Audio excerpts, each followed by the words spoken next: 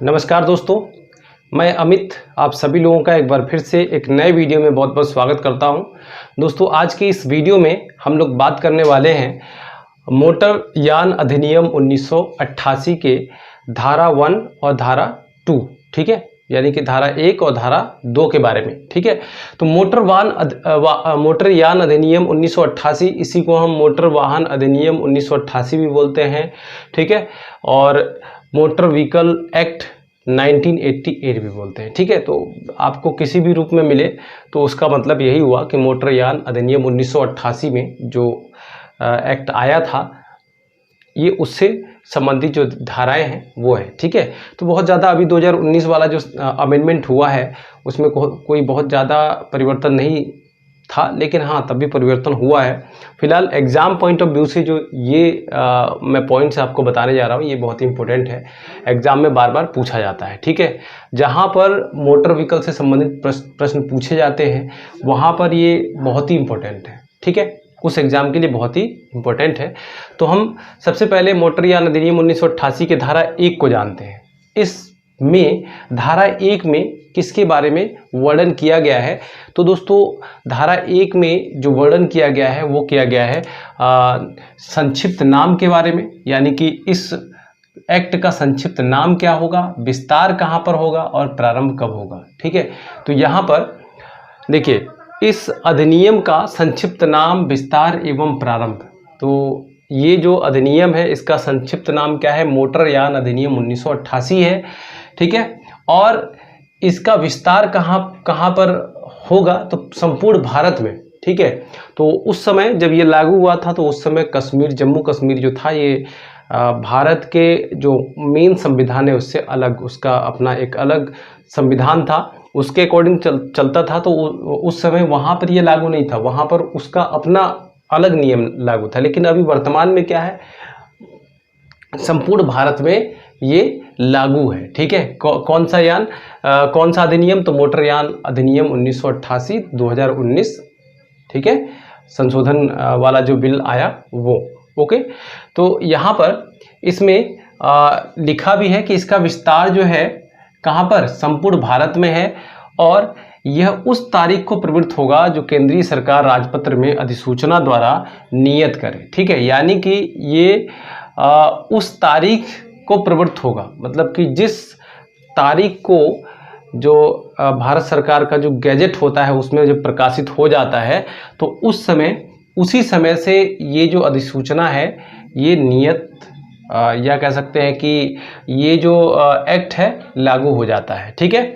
और भिन्न भिन्न राज्यों के लिए भिन्न भिन्न तारीखें नियत की जा सकेगी, तथा इस अधिनियम के प्रारंभ के प्रति किसी निर्देश का किसी राज्य के संबंध में यह अर्थ लगाया जाएगा कि वह उस राज्य में इस अधिनियम के प्रवृत्त होने के प्रति निर्देश है, ठीक है।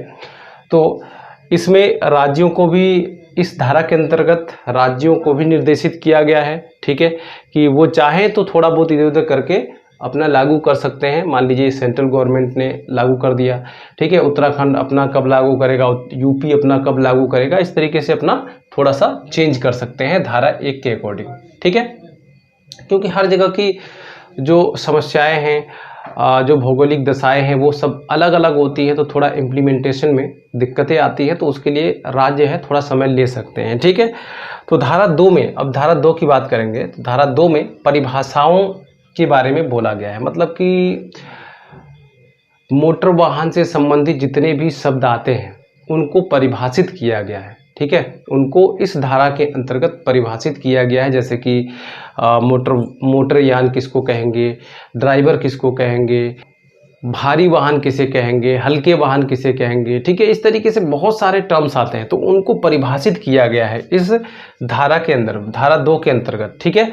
इस अधिनियम में मोटर यान व उससे संबंधित शब्दों को परिभाषित किया जाता है, जैसे क्षेत्र, मोटर यान, आरसी, कंडक्टर किसे कहेंगे, कंडक्टर अनुज्ञप्ति किसे कहेंगे, ठेका गाड़ी किसे कहेंगे, ड्राइवर किसको कहेंगे, ड्राइविंग लाइसेंस किसको कहेंगे, शिक्षा संस्था, बसें किसको कहेंगे, किराया किसको कहेंगे, माल किसको कहेंगे, माल वाहन किसको कहेंगे, भारी माल वाहन किसको कहेंगे, भारी या यात्री मोटरयान किसको कहेंगे, शिक्षार्थी अनुज्ञप्ति यानी कि लर्नर लाइसेंस जो होता है वो, हल्का मोटरयान किसे कहेंगे, मोटर कार किसे कहेंगे, स्वामी किसको कहेंगे, परमिट किसको कहेंगे, यातायात संकेत किसे कहेंगे, भार आदि।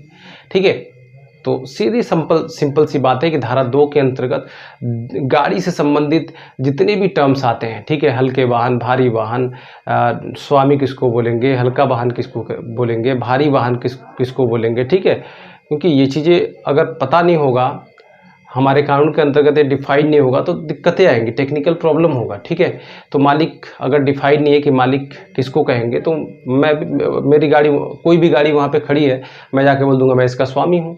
ठीक है, क्योंकि इसका डेफिनेशन नहीं है कोई, तो दिक्कतें होंगी। इसलिए डेफिनेशन कर दिया है कि जो व्यक्ति इस गाड़ी को खरीदेगा और जिसके नाम पर आरसी होगा, ठीक है, वो उस गाड़ी का स्वामी होगा। ठीक है, तो इस तरीके से मतलब जितने भी टर्म्स आते हैं सबको डिफाइन किया गया है इस धारा 2 के अंतर्गत। ठीक है, चलिए आज हम धारा 1 और धारा 2 को अच्छे तरीके से जान लिए हैं।